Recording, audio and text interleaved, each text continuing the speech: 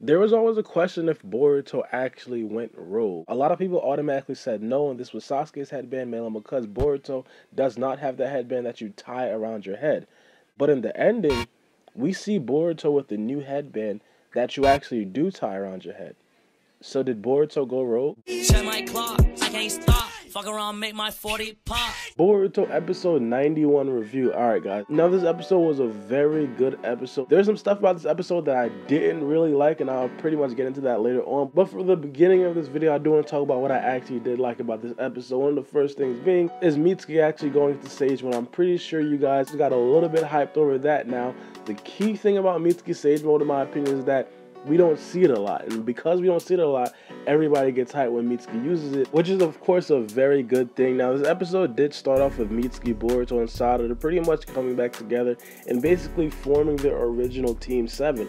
I really like how they did that. I really like how they basically gave Mitsuki his headband back, like, hey, here you go, you're a part of the team again. And it really felt like they wanted to include Mitsuki a lot throughout this whole episode, and especially towards the end when you got to see the other characters or the other Genin basically come and basically give Mitsuki that warm welcoming or that warm hello. Now, I don't necessarily know exactly what's going to be Mitsuki's punishment for the next episode. Of course, in the preview, we did see a lot of things, but I'm going to wait until I actually do the spoilers to give my opinion about what they're probably going to end up doing with Mitsuki. But for this episode specifically, it started off with Mitsuki versus Lord Ku. And I've been saying this for a very long time. Lord Ku is a very strong character, and we finally got to see exactly why in this episode right here.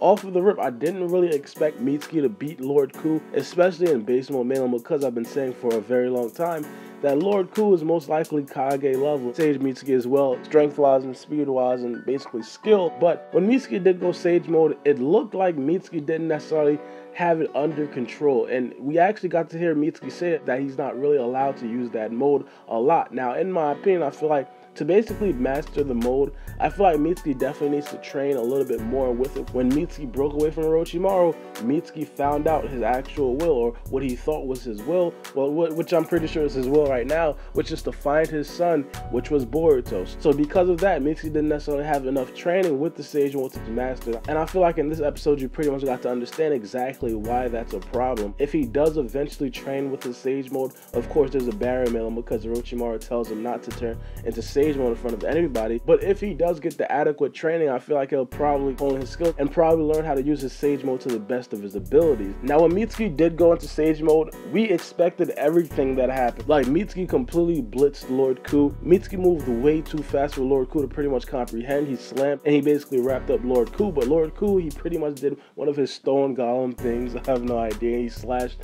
one of Mitsuki's arms, and right after that, we kind of understand that Mitsuki probably can't really sustain that form for a very long time, especially once he actually takes a significant amount of damage, and that's exactly what happened to Mitsuki. Afterwards, he changed back into the normal form. Now, I feel like one of the biggest reasons why Mitsuki turned back into a regular form is the fact that the writers understood that Boruto and Sarada can't really see Mitsuki in Sage Mode for all that long. Of course they did see a flash of Mitsuki in Sage Mode, but for the majority of the fight, they were pretty much stuck into that cave, and that was definitely by design of the Boruto writers. Now, I'm not completely sure how they're going to pretty much introduce Boruto and Sarada to Sage Mitsuki, because obviously, inevitably, they will find out that Mitsuki has this power, and hopefully they will probably train alongside Mitsuki to actually master that power, which would actually make for a great arc. Like, let's have a training arc. Let's have an arc where Boruto trains his Karmasil versus Mitsuki Sage Mode, and also with Sarada Sharingan. I'm pretty sure we'd all love to see that. Of course, Konohamaru might have to sit this one out, have somebody like Kakashi or Naruto or even Sasuke train the three of them, because those abilities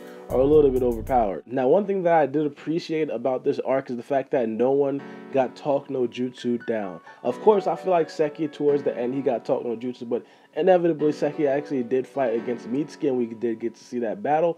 But Lord Ku was one of those characters where he wasn't going to necessarily listen to anybody, especially the person that actually made him. Now, Onoki stepped in. He tried to calm Lord Ku down. Onoki was basically saying like, hey, what you're doing is wrong, and Lord Ku wasn't going for none of that. And I really like that, because if Lord Ku would have been Talk no Jutsu, then he'd have pretty much died like that, or died because he rejected his heart or something like that, I would have been pissed.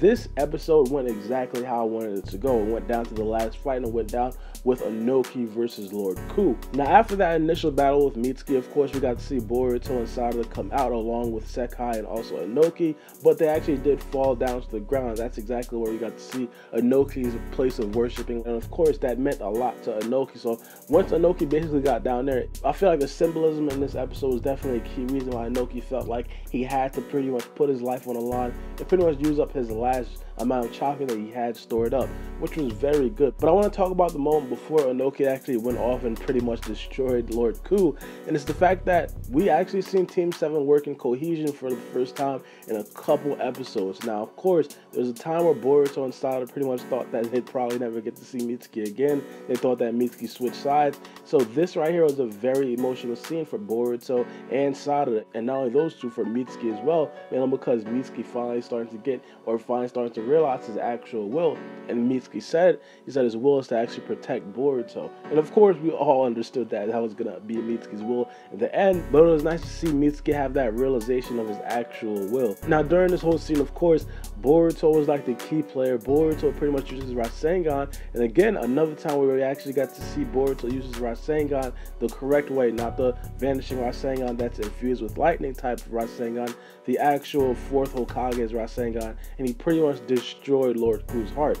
I feel like that was a very good scene. Of course, the choreography was amazing. You had Boruto doing the Boruto stream. That's like his go-to move, and I love it. But of course, he did use some tactical maneuvers with his shadow clones, and of course, that caught Lord Ku off guard. Now, it pretty much ended with Onoki using a huge particle style, which I'm pretty sure no one expected Onoki to use. Like early in the episode, Onoki couldn't even walk. Now he's flying and using this huge particle style.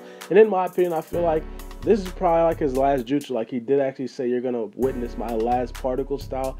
In my opinion, I really thought that Onoki was going to eventually die in this episode. Now, it was unclear to me if Onoki actually died in this episode. I want you guys to clear it up in the comment section below, because I might be bugging. Did he die? Did he not? Or is Onoki just like officially retired? Like, is he just tired as hell right now? I do know that the Tsuchikage and everybody else was crying around Onoki pretty much resting, but that could have just been an emotional reaction of all this finally being over. So I'm not completely sure. Now, it was great seeing Naruto, and it was great seeing everybody else. But of course, seeing Naruto, like, let's be honest, it's always great to see Naruto. And I feel like that was a very good scene for Boruto and his father to have. But obviously, the biggest part of this was Mitsuki meeting his friends, and I talked about that earlier in this video. Now, the things I did like about this episode, in my opinion, I feel like the art and animation probably wasn't the best about this arc.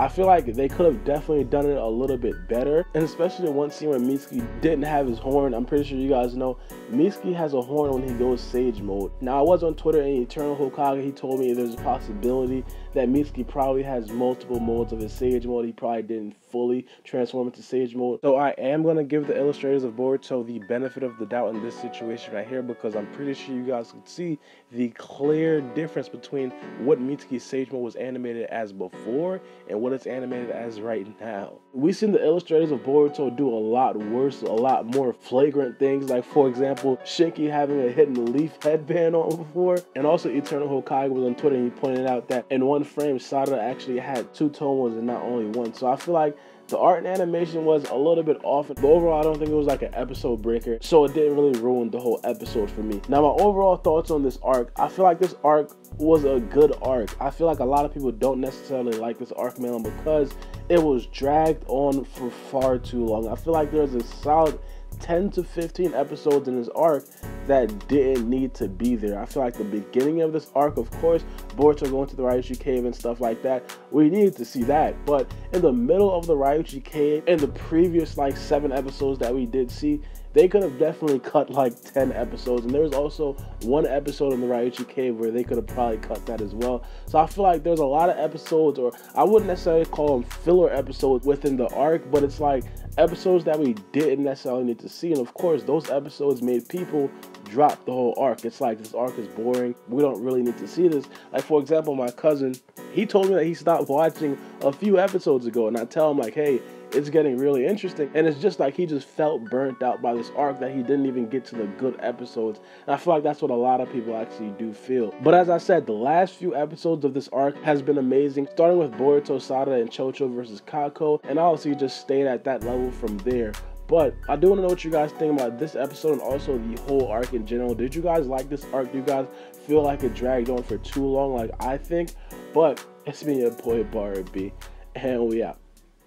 It's a knife. Check my clock, I can't stop. Fuck around, make my 40 pop. No popcorn, I pop pistols. Reaming my body, clothing no issue. Bitch, you look sick, you need a tissue. You drop a body, I just might bless you. I'm at your sexual, no high cholesterol. Where's Jenny Craig? Bitch, just get sexual.